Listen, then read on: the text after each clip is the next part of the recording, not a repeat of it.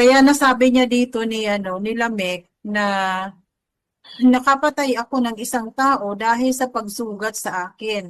Isang binata dahil sa pagpinsala sa akin. Kaya kung si Cain ay ipinaghiganti ng 7 beses, si Lamek ay 77 beses.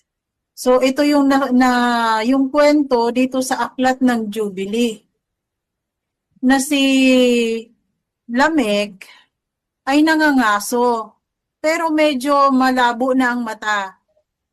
Kasama yung kanyang anak na si Tubal-Cain.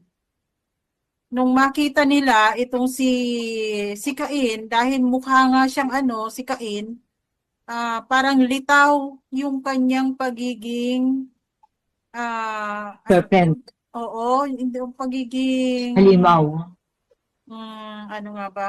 Reptilian, Reptilian. reptilian. Oo, reptilian, yung pagiging reptilian niya. So, sinabi nung anak niya na si Tubal-Cain na ayun no, may panain mo ang may hayo panain mo. So, Halimaw. Parang oo, may halimaw halimaw. panain mo, sabi niya dun sa tatay niya. Kaya tinamaan siya ni Lamek. Hindi niya alam na yun ang kanyang lolo, si Cain.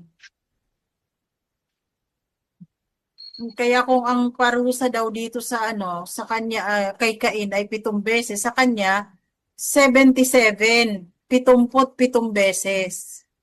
Kaya niya nasabi yan.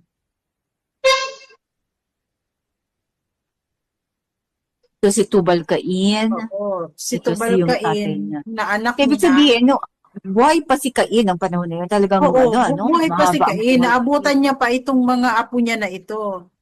So, ibig sabihin, mas malabo na ang mata ni Lamek, pero mas malinaw pa, nangangas pa si Cain. Hmm. Purong dugo kasi to, kaya malakas pa. Oo, kaya siguro tumatagal ang buhay nito ni Cain dahil nga doon sa sumpa na ibinigay sa kanya, na walang papatay sa kanya, di ba?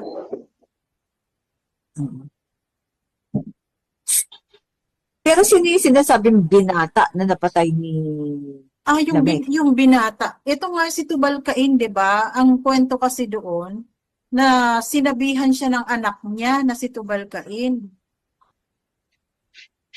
Isang binata dahil sa pagpinsala sa akin. Napatay din Binata. ni Lamek ito ba?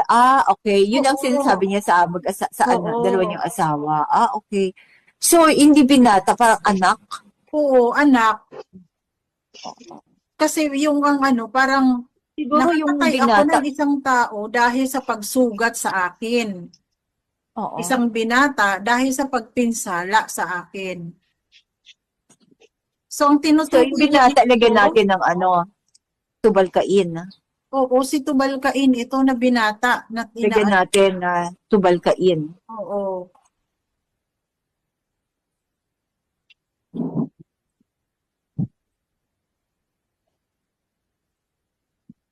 Kaya nagalit yung dalawa niyang asawa, di ba? Dapat Oo. iiwan siya.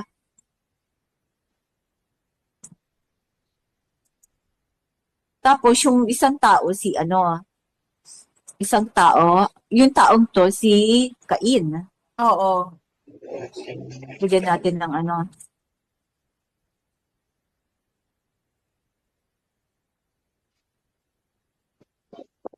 So, So, itong si napatay niya din pala ito si Tubal-Cain. oo, kaya nagalit nga yung Oo. dalawa niyang Kaya asawa. nagalit Iniwan na yung mga dapat asawa siya. niya. Kaya nag-warning siya na kung sinong papatay sa akin Oo. ay paghihiganti ng 77 beses. Oo. Applicable pa kaya yan sa panahong ito? Hmm. Siguro hindi sis kasi wala namang nakalagay na na lasting principle dito. Kasi natapos nga ang sumpa lang naman kay na kung sino man ang papatay sa ay ano paparusahan ng 77 beses. So, itong si Tubal-Cain, itong si Lamech pala, pinarusahan ng 7 beses. Oo, yun nga, ang parusa sa kanya, 77 beses. 7 beses lang kasi siya ang nakapatay. Pero Oo. itong ano, Yung saan mo anak na, niya, napatay niya din. oo, kaya sinabi nga niya sa mga asawa niya, Oo. baka ipapatay siya ng dalawa niya kasing asawa, kaya nag-warning siya. Kaya pinatay niya din. Kasi siya etong si Tubal-Cain ang naging dahilan kung bakit napatay niya yung kanyang lolo. Oo. Kaya meron siyang 7 sumpa. Itong Oo. saan mo na basa sis na si Ada Zila ay anak ni Seth. Nabasa ko yan doon sa Jaser.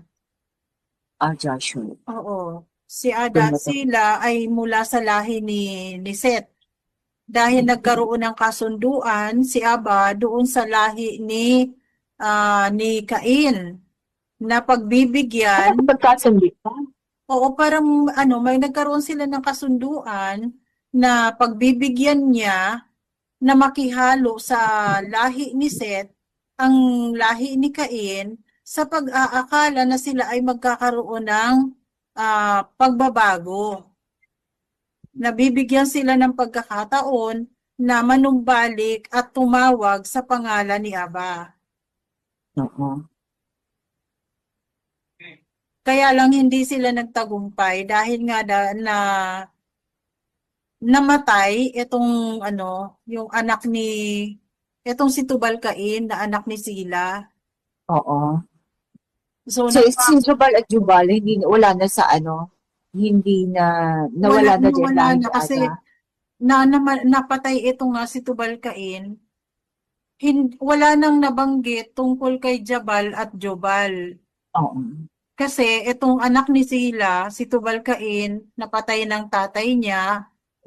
Tapos, ang kapatid naman nito na sina Ama, siya ang nag-survive.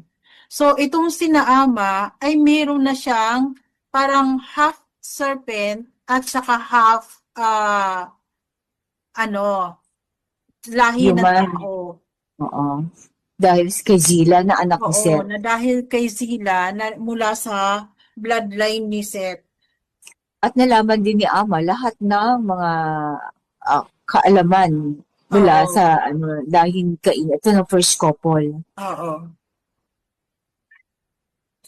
Tsaka for sure, pinapatnubayan din yan ng ninuno ni Cain. Ng mga ng diwa. Oo. Ng serpent.